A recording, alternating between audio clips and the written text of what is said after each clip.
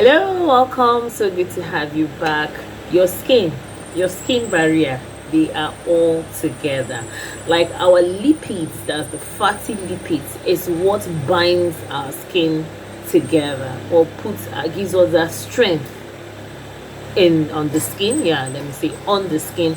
And to be honest with you, when you don't have any skincare practice, or when you have the wrong skincare practice, and that's why here on my channel I am very verbal, I'm very loud about the fact that you don't have to look at your sister or your friend's skincare or your mother or your auntie's skincare routine or your brother or uncle's skincare routine and assume that it's going to be similar to yours, or you could use their own. I have had a lot of clients that will tell me, I saw my sister using, my cousin using, so on. Like, that your sister or your cousin might have found out what works for them and is working for them, and sometimes even this work for them could even still be by luck, but that's a story for another day. Yeah, it could still be by luck, and then you go use it on your skin, it could be a mistake. And the moment you make a mistake, you have automatically compromised your skin barrier. You see, the skin barrier is something very, very, very sensitive. Too much of everything is bad for your skin barrier. Less of everything, too less of everything is still not going to benefit your skin barrier. But then I feel the too much or the wrong, it's going to be more detrimental.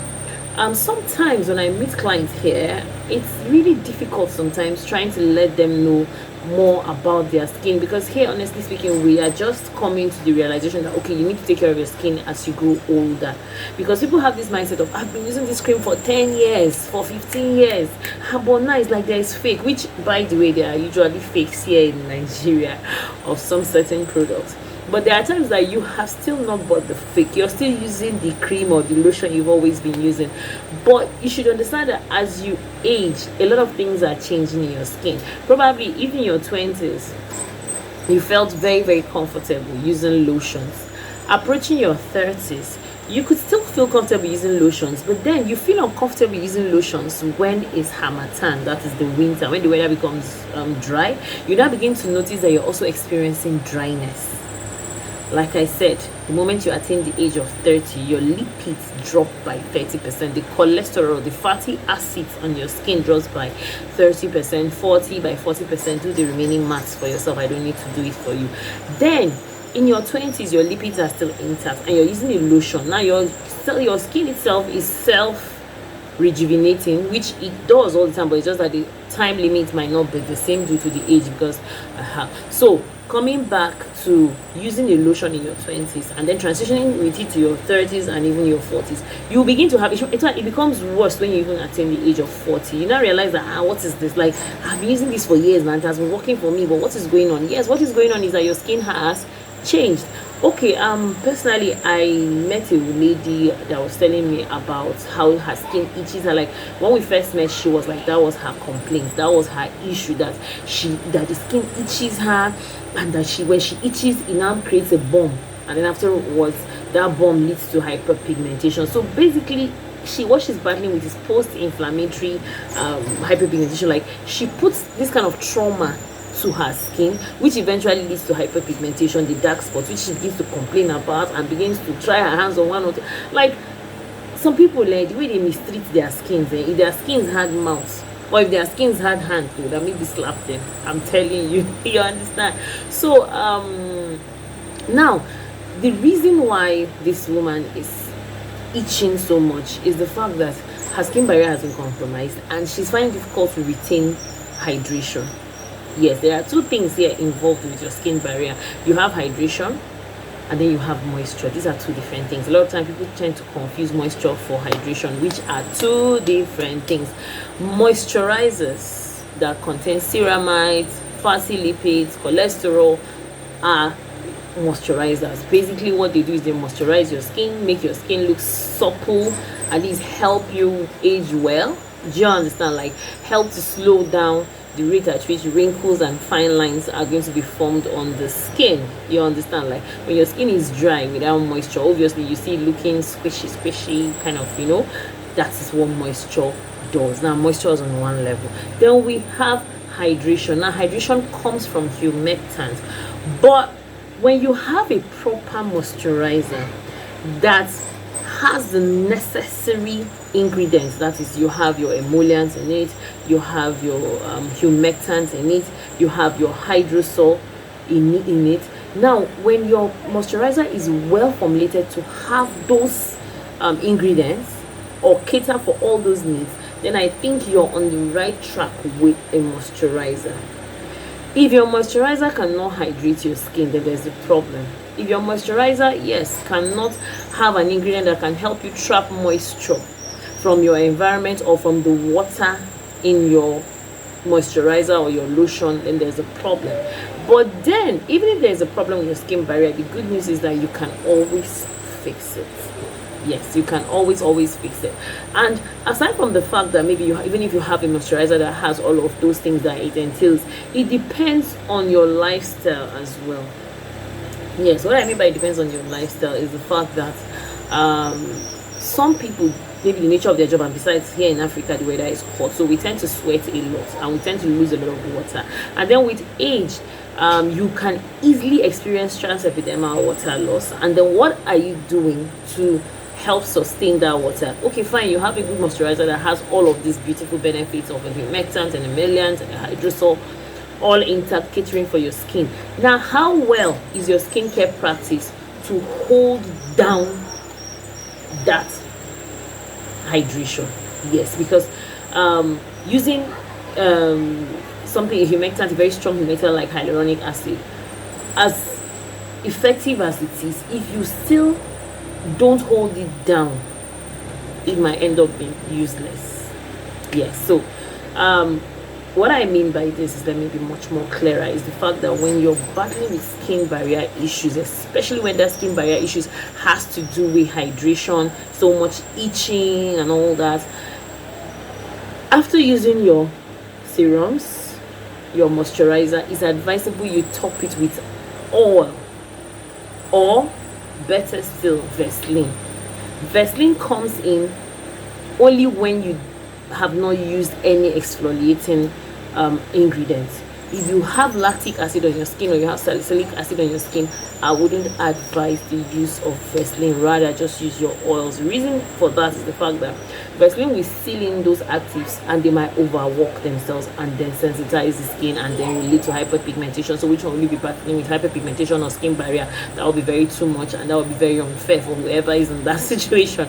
So I still prefer, though, to ask when you're having skin barrier issues, like, your Vaseline should be on a day where you don't have any active on your skin. And if on the days you have actives and you still want to seal in moisture, then you go in with oils. You go in with facial oils that are friendly, not for you to go and carry oil like coconut oil and smatter on your face. You're going to have issues. Sometimes even shea butter. Yes, that's another important thing that I have not spoken about. A lot of people again with smatter shea butter. See with shea butter is 50-50. If you want me to bring a video about how to use shea butter, just let me know in the comment section and I'll talk about shea butter, because as beautiful as shea butter, it also has its downside and you'll be very shocked. And it's also not for everybody, just like coconut oil is not for everybody. So basically, your oil of choice should be oils that are friendly to the skin. Example of such oils are the jojoba oil. The jojoba oil is very similar to the oils on our skin. The grapeseed oil, the sunflower oil, that's like my favorite, because that one I call it skin oil for almost all skin types. That all skin could actually benefit from the sunflower oil because it's a very light oil, it's a non-comedogenic, it won't clog your pores. And then one very important thing when you're battling with skin barrier issues, the itching especially, stay away from exfoliating for a while. It's bad enough that the skin is already uncomfortable. Then when you irritate it, you're opening up the more. See, you see these dead skin cells. That's why people want to buff it out and reveal a very good, healthy looking skin. It still has its benefit though. It acts like a, will I say, primer or a barrier between your skin cells and the environment.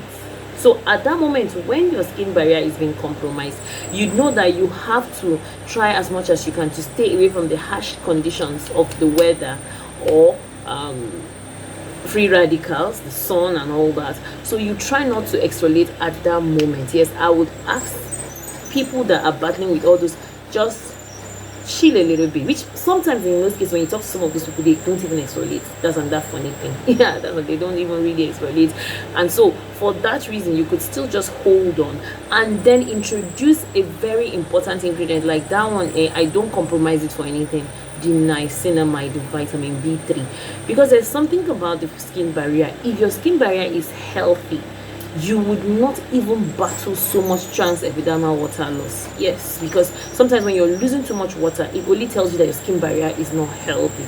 But when you have an ingredient like the niacinamide coming in to fix the skin barrier, trust me, the water loss will drop drastically, because at this point your skin barrier is becoming built up. Now when you have successfully used an ingredient like your niacinamide, your ceramide itself, your fatty lipid, because not just niacinamide, as you're using niacinamide, you have to follow up with good moisturizers that have humectant properties, that have emollient properties, and as well as hydrating properties, you understand? And then when you have successfully calmed down your skin barrier, you would know, because obviously you're the one itching the skin and all that. So the moment the skin barrier gets back to normal, you would know. Obviously the itching will reduce, the discomfort will reduce, blah blah blah, all the issues compromising the skin barrier will definitely change.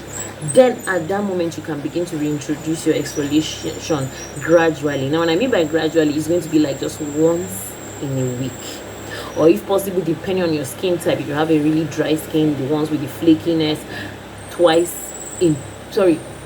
once in 2 weeks. Yes, once in 14 days, when you have a really dry skin. But when you have an oily skin, okay, you could actually benefit from exfoliating once in a week.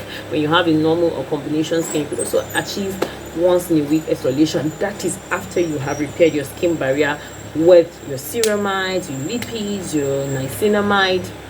I hope I'm making sense here. So generally, I hope this video actually drove through the message I was trying to drive through, how to fix your skin barrier. If you want me to make as well another practical video on using products or ingredients on that would help fix the skin barrier, just still let me know in the comment section. Please don't forget to subscribe to my YouTube channel. Don't forget to give this video a thumbs up, like, comments as well. Please help my algorithm to grow. We're running to 6k, and 6k giveaway is just by the corner. So thank you so much for coming, and I see all of you. Welcome new subscribers, my old subscribers. I really appreciate your support here. Thank you so much. And it's still me, your humble skincare enthusiast, your skincare therapist, your skincare vendor, and hair care as well. I always talk about skin, I don't talk about hair. We're all around that. Thank you so much, and see you in another video. Bye.